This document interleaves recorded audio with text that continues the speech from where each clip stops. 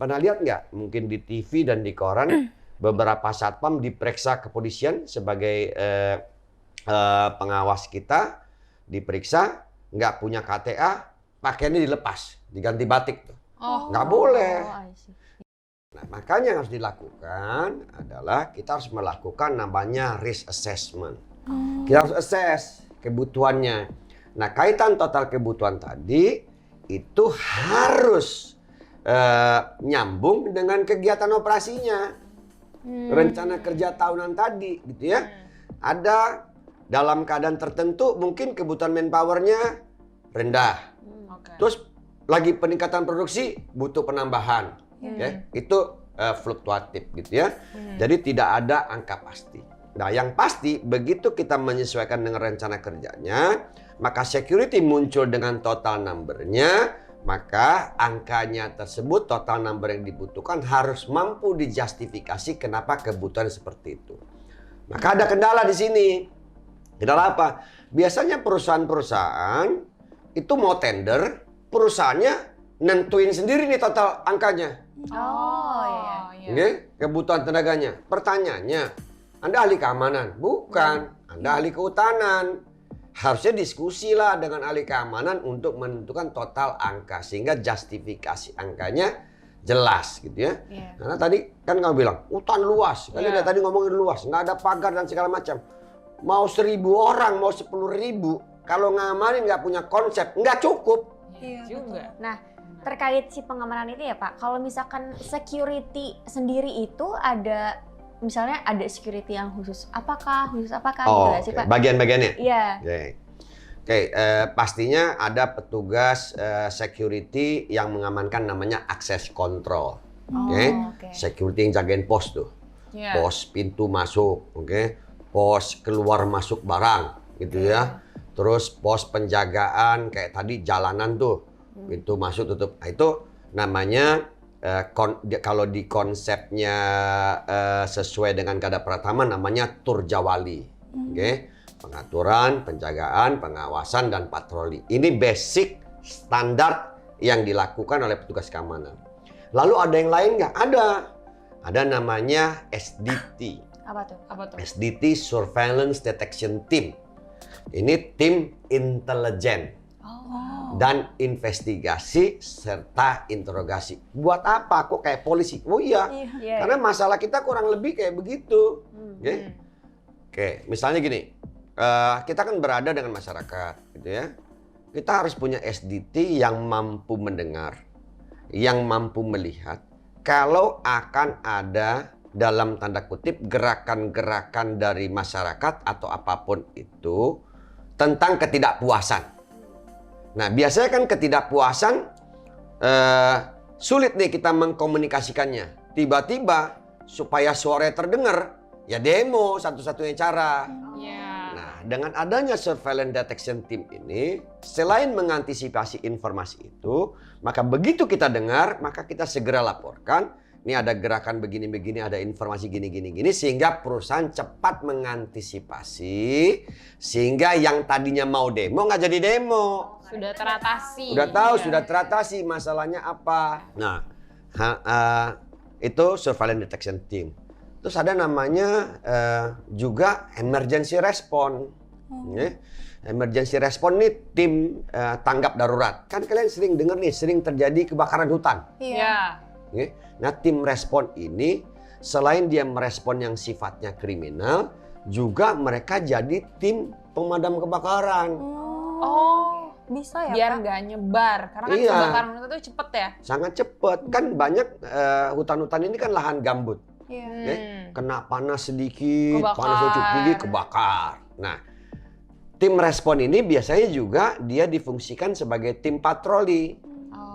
Karena kita kan dapat informasi ini dari distrik. Mana sih daerah-daerah atau titik-titik rawan kebakaran karena panas mataharinya langsung. Nah, itu rutin tuh dipatroli. Nah, kalau sudah terjadi, respon ini akan berlaku dan bersikap sebagai tim pemadam kebakaran. Jadi selain dilatih dia respon keilmuan tentang keamanan, juga dia harus belajar tentang fire safety.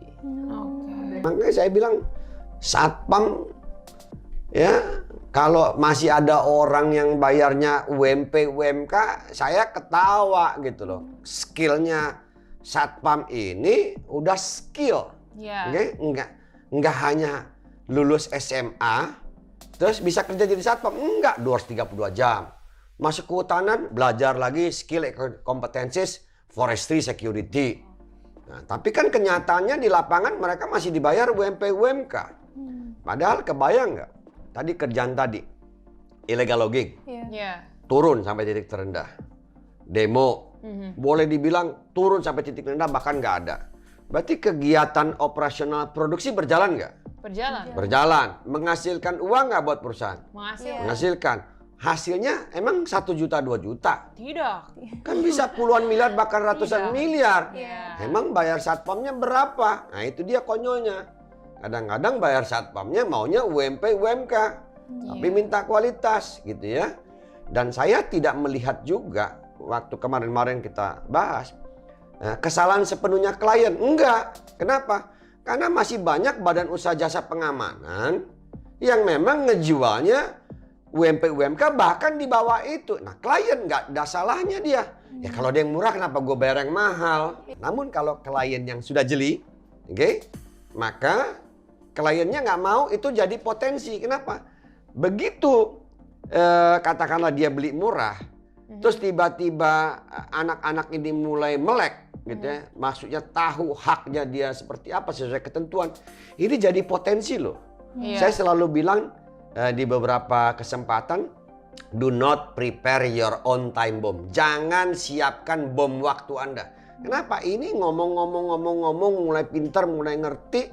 Akhirnya anak-anak yang konyol kan. Kita mau nanganin demonstrasi, satpamnya yang demo. Iya. Nah kalau udah satpamnya Gawat. demo, bablas. Maka harusnya dibuat merit system. Apa tuh, Pak? Merit apa? Nikah. Nikah. Kalau nikah pada cepet ya. Oke, jadi sistemnya dikombin. Oke. Antara komersial proposal dengan technical proposal. Dibuat parameter penilaian. Oke. Sehingga procurement dan finance tadi pada saat misalnya ada angkanya yang lebih mahal menang, punya justifikasi. Karena menurut saya di ilmu security, murah bukan berarti murah dan mahal belum tentu mahal. Iya. Iya. Oke? Karena kalau kamu beli murah, tapi nggak ada manfaatnya, jadi mahal nggak? Jadi mahal. Jadi mahal, Jadi mahal dong. Gimana Buang-buang sih? uang kan.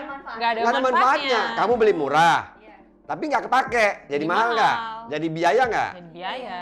Tetap. Kamu beli mahal, tapi manfaatnya lebih Oke. tinggi dari nilainya. Jadi murah. Ya. Nah, contoh tadi misalnya gini. Kalian ngeluarin PTA biayanya 1 juta rupiah. PTB 2 juta.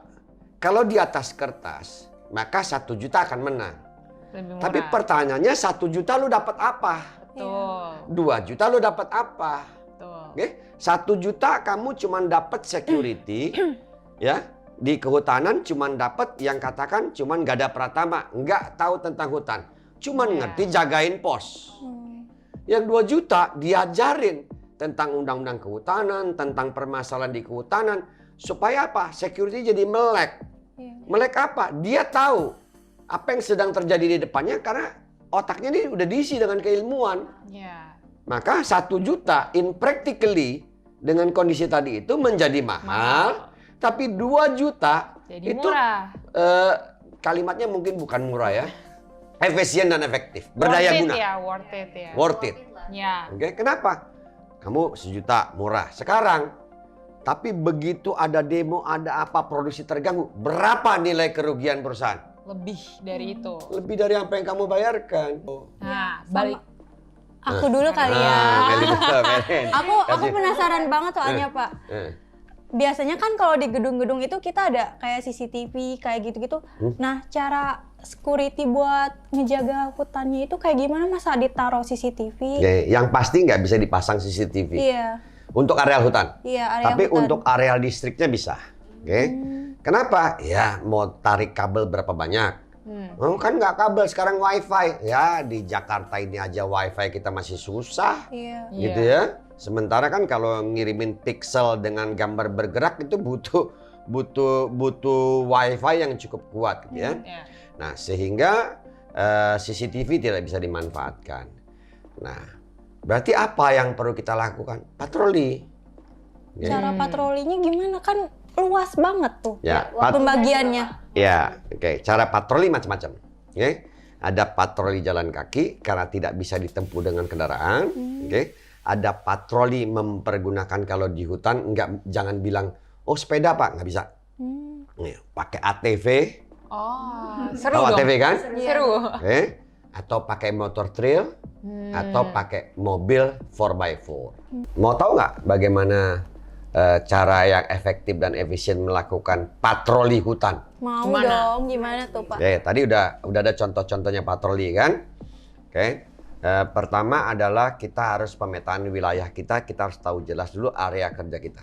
Oke. Jadi security walaupun yang tadi nggak kelihatan batasnya, tidak ada pagarnya, kita harus tahu betul namanya area of responsibility, area tugas tanggung jawab kita. Oh, oke. Oke. Itu menjadi titik patroli. Apa sih yang dipatroli gitu ya? Kalau mau ngomong jujur, sejujur-jujurnya gitu ya, nggak perlu tuh ratusan ribu hektar itu dipatroli semua. Oke?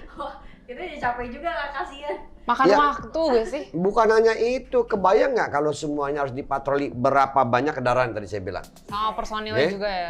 Personilnya, berapa banyak bahan bakarnya, gitu ya. Nah, maka yang perlu dilakukan adalah titik-titik yang perlu kita awasin. Jadi area of responsibility tadi pertama, di mana sih yang kemungkinan mudah terbakar? Ini harus sering dipatroli. Oke. Oke. Terus di mana lagi? Oh, yang lagi ada proses pengerjaan penerbangan. Ini harus dipatroli. Oke? Agar apa Pak kalau itu? Hah? Agar apa? Supaya Ya, tidak terjadi kalau ada hal-hal. gangguan kita cepat merespon. Oh, Oke? Nah, kalau yang pohonnya berdiri belum diapa-apain, ngapain dipatroli? Masuk akal. Ngapain? Masuk akal. Ya, itu pohon juga nggak akan pergi. Iya juga ya. Gitu ya. ilmu yang diberikan sama perusahaan security ke anggotanya ya Pak Betul. Ya. Terus kesimpulan dari materi kita tentang kehutanan ini itu sebenarnya apa sih Pak yang paling penting nih utamanya? Iya. Harus diingat semua orang. Ya, kita harus tahu betul pada saat kita menjadi satuan pengamanan atau perusahaan keamanan, ini industri apa? Nah, kalau kita udah tahu industrinya, karena pastinya sistem keamanan di hutan, sistem keamanan di kebun, sistem keamanan di hotel, sistem keamanan di pabrik, sistem keamanan di pelabuhan, sistem keamanan di bandara, beda. Sangat beda. Oke? Nah, yang serunya lagi gini, nggak bisa juga orang yang kerja biasanya ya, ini kebiasaan, bukan nggak mungkin, kemungkinan ada aja. Orang jadi satpam di hotel, terus suruh ngamanin hutan. Gak bisa. Oke.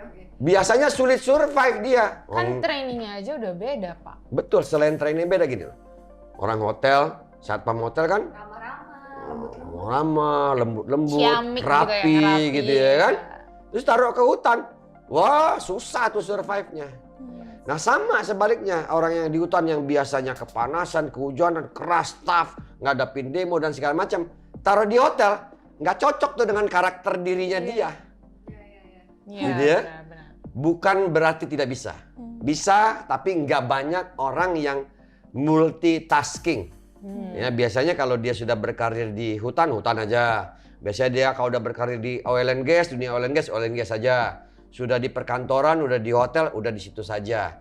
Ya, namun saya sih sebenarnya men-challenge gitu ya adik-adik saya. Harus berani mencoba di beberapa industri sehingga kalian mampu memanfaatkan, memaksimalkan waktu Anda untuk menggali experience.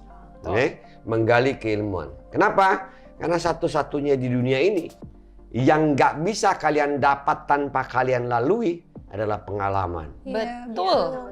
Pengalaman nggak bisa dibeli. Betul. Harus Harus ada di situ. Coba harus terjun langsung. Oke, hari ini aja saya ngomong tentang hutan, orang paling yang tapi belum nggak pegang tahu. hutan.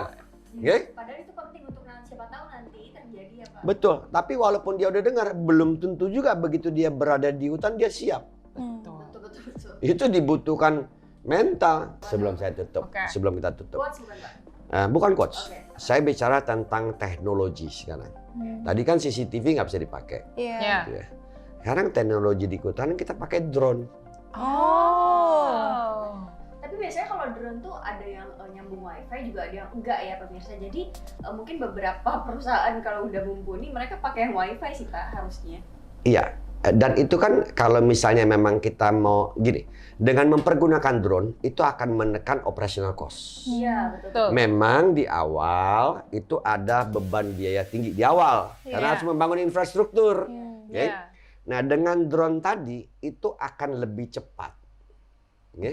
Karena dia kan area kan kurang lebih drone ini kayak kamera CCTV. Iya. Oke? Bagaimana caranya? Jadi titik-titik yang tadi batas-batas tadi itu dikasih trigger. Ya, dikasih trigger. Kalau ada orang nanti yang trespassing atau ada kendaraan yang trespassing melintas titik itu, ini drone-nya sudah patroli otomatis begitu trespassing di sana. Dia langsung ngarah ke situ. Ngarah ke situ, ini langsung menginformasikan ke petugas patroli security. Daripada kamu ngubek-ngubek hutan kagak ketemu, ini udah langsung dikasih titiknya. Dia kirimkan sinyal, langsung tim respon. Ada apa di sana? Itu udah memang teknologi yang canggih gitu ya. Dan ada kok di beberapa negara saya sudah melakukan survei itu sudah mempergunakan itu. Nah makanya ini sangat challenging sebenarnya buat satuan pengamanan. Oke? Ada konyolnya nih. Apa? Begitu sistem dan teknologi naik, maka total manpower turun. Betul. Nah bagi Anda yang cuma ngandalin physical guarding, nggak punya knowledge, Anda akan tersingkir nanti. Makanya nih junior-junior saya, pada belajar, tingkatkan skill and competencies. Kalau cuma modal guarding fisik doang yang bagus, ilmunya nggak pernah diisi, nanti kalian akan tergantikan oleh teknologi. Ternyata menjadi satpam yang tadinya bukan pilihan, bukan cita-cita, nanti akhirnya satpam ini menjadi sebuah profesi yang profesional. Itu kan pertanyaan Melin tuh. Iya. Apa sih pencapaian tertinggi yang ingin Bapak ingin capai gitu kan? Bagaimana profesi satuan pengamanan menjadi profesi yang profesional. Nah, terima kasih banyak buat Pak Darwi yang lagi-lagi sudah memberikan ilmunya yang sangat bermanfaat mengenai forestry security ini. Nah dari ilmu-ilmu ini kalian juga bisa ngambil banyak manfaat, terus juga kalian bisa terapin di diri kalian, terus kasih tahu ke masyarakat sekitar, terus apalagi untuk yang profesinya sebagai security, ini tuh akan menambah pengalaman juga kalian. Jadi kayak kalian tahu, oh kayaknya aku harus nambah skill ini deh, bisa pindah ke sini gitu. Jangan betah-betah Pak, gitu. Iya. Kalau betah-betah nanti skillnya nggak tambah deh. Kayak keluar dari zona nyaman. Saya tunggu deh ada Pak Darli kedua gitu ya. Terima kasih untuk yang sudah nonton. Jangan lupa kalian selalu like, komen, Dan subscribe YouTube channel kita hanya di A Channel Security First #1. Bye.